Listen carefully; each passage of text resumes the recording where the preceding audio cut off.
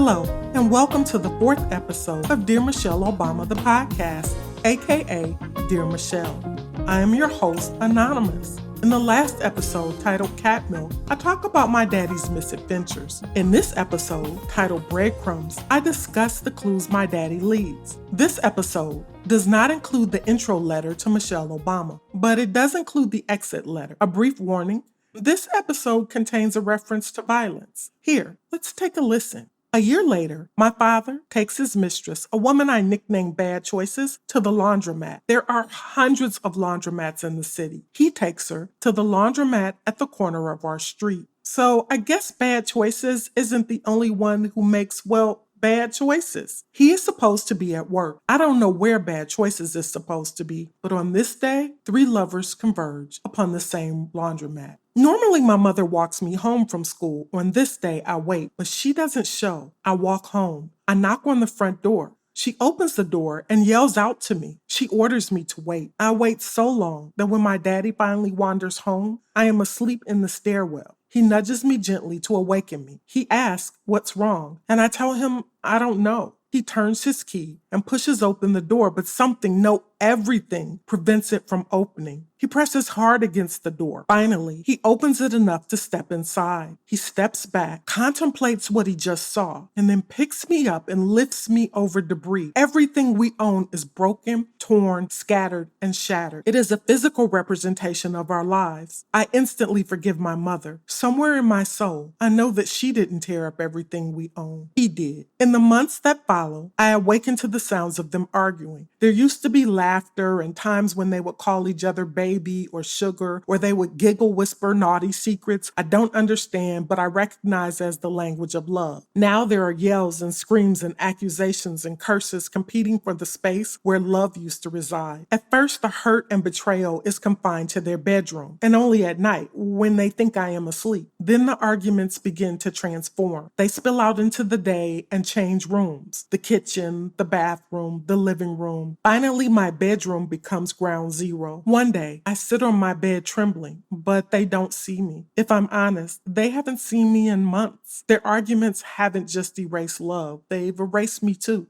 From the elevated position on my bed, I see my father slap my mother hard to the floor. He holds in his hands a pair of sewing shears he repeatedly raises and lowers above her head. I know he's going to kill her. I know he has the potential. I knew it before he pressed the knife to my throat. Most people don't just arrive at full-blown crazy. They Hansel and Gretel their way to it. What I mean is, there's a trail of breadcrumbs behind my father. And I don't just mean the time he pressed the knife to my throat. The first breadcrumbs drop when my grandmother Lucy Bell's dog, King, a German shepherd, lunges at me as I reach out to pet him. My father leans against a tree in Grandma Lucy Bell's backyard, smoking a cigarette as the incident happens. He casually extinguishes the cigarette, walks over, grabs King by the collar, and beats him. It takes my 90-year-old Grandma Lucy Bell and her fully loaded shotgun pointed out of the kitchen window to convince my father not to kill King with his open fist. Looking back, I realized that the same person who beat my grandmother's evil-ass dog for lunging at me thought nothing of threatening to kill me. My mother is simply his latest victim. Anyway, from the first moment I see my father stand over my mother with sewing shears, I realize that if I don't do something, she's going to die. I pray, jump down onto the floor, and run from the opposite side of the room towards him. I fling my entire body as hard as I can against his legs. I do it over and over and over until he stands up, looks down at me with a mix of horror and disbelief, and exclaims, "You are crazy. You are the craziest little girl I have ever met." In the interest of full disclosure,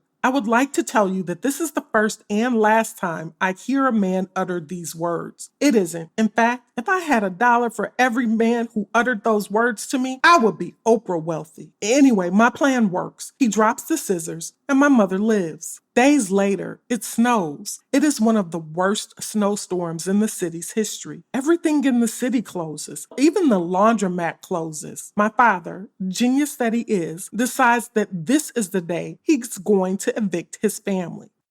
The problem is that he doesn't give us enough time to collect coats, and my brother is a newborn. We trek through the snow, cold and evicted. Finally, I break away from my mother and race home. I climb the stairs and bang hard on the front door. I tell my father, we need coats. He tells me to stay at his side and to leave my mother and brother out in the cold. So now he's transformed into King Solomon, splitting babies down the middle. Only these aren't the babies of strangers. We are his biological children. I choose Team Mommy. I gather our coats, walk outside, and hand the coats to my mother. We are still evicted, but at least we are evicted and warm. We make our way down the street and through the tunnel which leads to the bus station. It smells like alcohol, urine, and, well, bad choices. We sit and sit and sit as my mother weighs her options. Then my mother stands up, looks at me, and announces that we are going home. And we do. By Thanksgiving, my father doesn't live with us anymore. He doesn't take anything with him the night he walks out for the last time, but his nothing is our everything. The saddest part of it all is that I missed him. My mother did too. It will be years before he tires of other women's cat milk